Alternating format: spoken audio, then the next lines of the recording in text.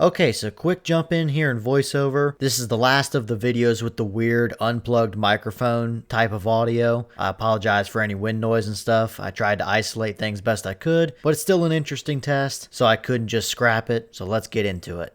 Alright y'all, welcome back to the channel and to some more turkey patterning, and today we've got kind of part 3 to a series we've been testing here recently with a certain type of shell through 2 different chokes that not a lot of people ever really think about or test, and I'm really curious to see what this does because it's a little smaller shot size and these 2 chokes are rather interesting. They're not overly tight in constriction either, so I'm curious as to how well they're actually going to play together. I think we're going to be in for some surprisingly good patterns, but how tight can we actually constrict our patterns down with these particular choke combos? I think that's going to be the big question. But first up, for the shells that we're running today, I brought out some more of the Winchester Longbeard XR loads. These ones are the 12 gauge, 3 inch, 1 3/4 ounce payload of 6s at about 1200 feet per second. We've tested these, I don't know how many times now. We know they're a great shell. We know what they're capable of. So we know we've got a good load to work with, but the lead 6s are probably going to come into play quite a bit here today with these 2 chokes. But as for the setup we're running, I brought out my Mossberg 500. This one's got a 28 inch barrel on it, but we're not going to be running any kind of fancy chokes today because I brought out these 2 Carlson's flush replacement chokes. We've tested these several times here recently with the Longbeard 4s and 5s with some really shocking results. But now we've got the 6s, so it's kind of a part 3 in the series here with these 2 chokes. We've got an extra full, which is a 690 constriction, and we've got a turkey, which is a 680 constriction. Both of these are flush stock replacement chokes from Carlson's. I think they're $23 or $24 a piece, but everybody seems to overlook the little bit tighter flush chokes. We've seen numerous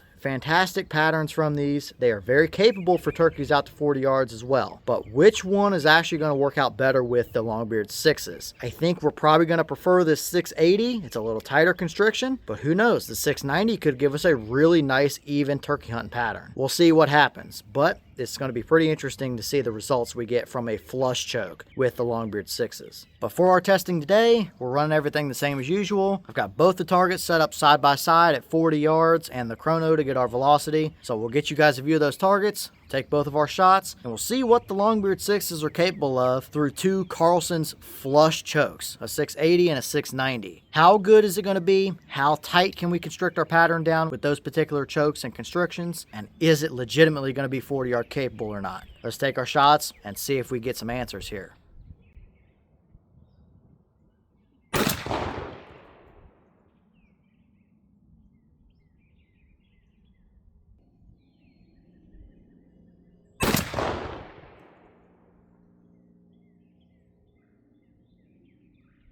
Alright, so quick look at the chrono numbers before we look at our target. Boss claim of 1200 is what we had, but we were seeing a little bit over that, which is not unusual for these Longbeard shells. The 690 extra full gave us 1225, and the 680 turkey gave us 1284, so averaging mid 1200s. That's just fine for a load of lead 6s, so let's head down to 40 and see what our patterns actually tell us. Okay, here we have our 2 40-yard targets side by side so you can see the difference. On the left, we have our extra full 690, and on the right, we have our turkey 680. And we definitely saw 2 pretty similar results, but they have a couple key differences that I think we'll see much more obviously as we actually dig into these patterns a little bit more. And yet again, it's probably going to come down to a little bit of personal preference with these 2 stock chokes as to which pattern you personally prefer. But I can already tell you, both of them are absolutely 40-yard capable for a turkey hunt all day long, no doubt about it. But first, we'll start over here on the left with our extra full 690. We definitely favored over to the right some. That one is probably on me. I felt okay with the shot, but I don't think I was dead on the money. But that's why we use the big backing target so we can actually see our entire pattern. And yes, we do indeed still have a dead bird at 40. There's 2 through the brain and a couple more down the spine, so it does give you leeway. However, obviously, if that bird was centered up over there, that would absolutely be a hammered bird at 40 yards. No question about it. And for a general core area, it's pretty even. And that's kind of what we've seen from this particular choke. Maybe not the hottest core, but a nice general even spread of pellets. It's not anything overly impressive. We could obviously get much nastier of a spread through an actual dedicated tighter turkey choke. but that's not bad. Outside of that, it does start to fray out around the edges just a little bit. It's not uncommon to get several flyers with a lead 6, no matter what shell you're using, but overall, that's a 40-yard turkey hunting pattern all day long. It's not anything overly special to write home about, but it would certainly do the job, and this is a $23 or $24 choke, so for what it is, you can't complain a ton about it. That's not a bad starting point right there.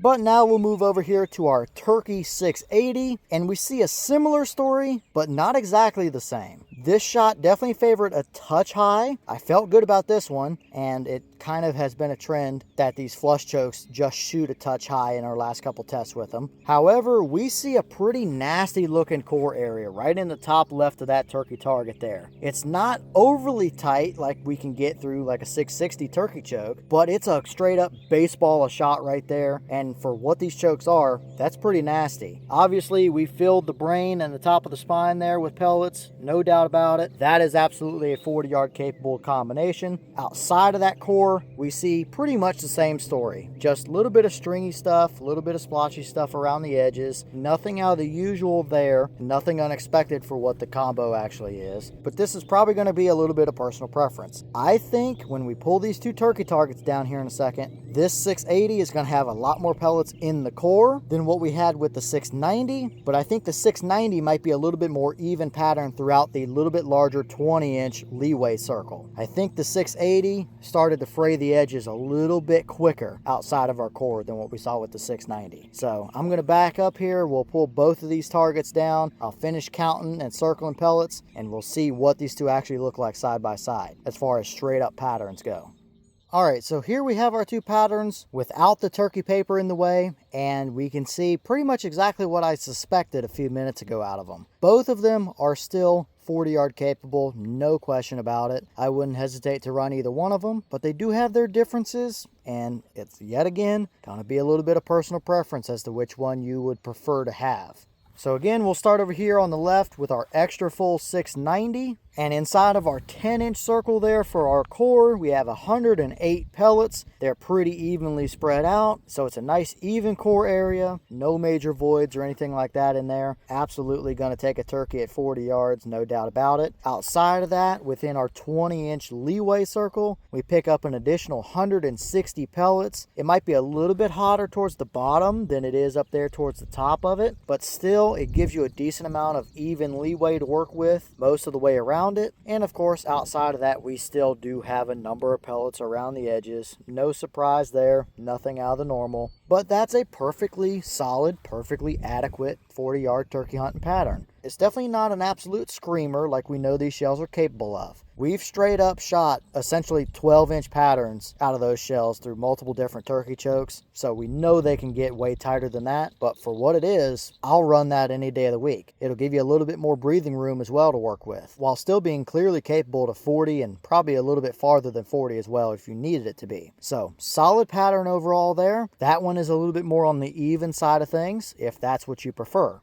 But now moving over with our Turkey 680 constriction, still the same 10 and 20 inch circle, and now we have 141 pellets within our 10-inch core compared to 108 with the 690. So we picked up a good number of pellets within there. It's exactly what I thought would happen. And outside of that, with our 20-inch leeway ring, we're now at 131 pellets compared to 160 with the 690. So more pellets in the core, a few less pellets in the 20-inch leeway ring. Around the edge, it's probably pretty similar overall. Still a number of little scattered splotchy bits, nothing out of the ordinary again, but that's the big difference between these two patterns. We have a hotter core, but less pellets outside of it. And really, if I back up here and look at these two again side by side, a trend that I'm kind of starting to notice with these flush chokes in particular. It seems like you will reach a point to where you actually start going backwards in your pattern, even though they're not overly tight for constriction. What I mean by this is we see how evenly spread out that 690 is on the left and how tight the core is on the 680 on the right,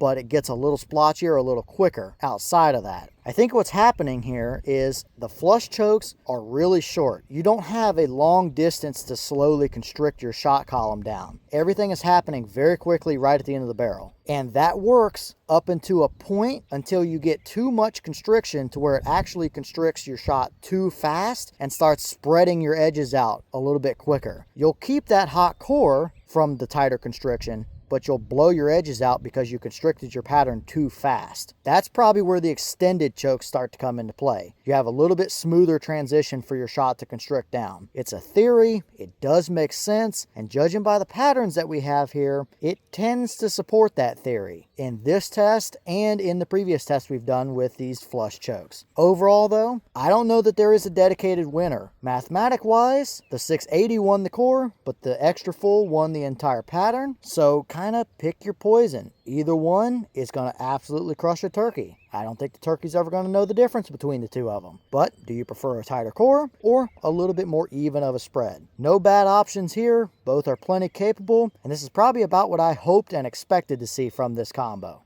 And here's the wad out of one of those shells. This particular one came from the 690 choke. I did look for the other one, and I guess it kind of flew either over the targets or bounced and skipped somewhere where I can't find it. But usually out of both of these chokes, the wads typically look almost identical to one another. So nothing out of the normal here, typical Longbeard XR stuff. The newer ones seem to have a little more yellow color to the wad, but it's the same type of material and stuff. So nothing special to see here, and clearly it performed just fine overall. Alright y'all, well, what did you think about these results right here? Both of them are great patterns. Are they that nasty baseball looking pattern that we know we can get from a Longbeard 6? No. But we just don't have the constriction. We have a 690 and a 680. Definitely not overly tight for sure. But clearly, that's enough to get the job done with these Longbeard shells, no doubt about it. We've tried the 4s, 5s, and 6s, all of which have shown very similar results to this. So any of them will work just fine. That's why I'm really surprised that a lot of people overlook these flush chokes. They're cheap. They're easy to get. You can get them for literally anything you want to from Carlson's, and they work just fine. In a 12 gauge, you don't have to run TSS. You can run lead and still get patterns like this from them perfectly fine. And from our TSS testing, with flush chokes in 20, 28, and 410 that we've done, they are still perfectly capable with TSS loads as well. And they're significantly cheaper than a $100 or more aftermarket choke. So is it worth it for you, who is probably taking 25 to 30 yard shots on average, to get one of those $100 chokes? If you want to, sure, nothing wrong with it, but you don't need it. Now I'm definitely curious to run a couple different TSS shells through these 12 gauge flush chokes and see if we continue to get the same results. I have a feeling we will, but either one of these is perfectly capable. Pick your poison, whichever one you prefer. Do you like a little more even spread? Do you like a touch hotter core while still having a decently even spread to work with? Either which one, I really wouldn't care personally. They're close enough to where I don't think it would really make any drastic sort of difference for you. But leave all your thoughts down below. Is that about what you expected to see? Were you a little surprised one way or the other? Have you tested any of these flush chokes, whether it be an extra full or a turkey or anything like that? And if so, what kind of results have you seen? Are either one of these patterns or combinations something you would actually hunt with? Or are you still the guy that's going to run the $100 box of TSS with the $100 choke tube? There's nothing wrong with that, but is that something you would actually use over one of those fancier setups? And if so, which one of these patterns would you prefer? The more even spread or the little hotter core? As well as maybe what other shells do you want to see us run through those flush chokes that you think might be a surprisingly good performer? Let me know all that down below. But with that being said, I've got some more testing to get done for you guys, so I'm going to get back to it. As always, we have the channel Instagram as well as the mailbox where you can send stuff if you'd like. All that information will be in the description if you're interested in it, but I'm going to get back to it, so I'll see y'all in the next one.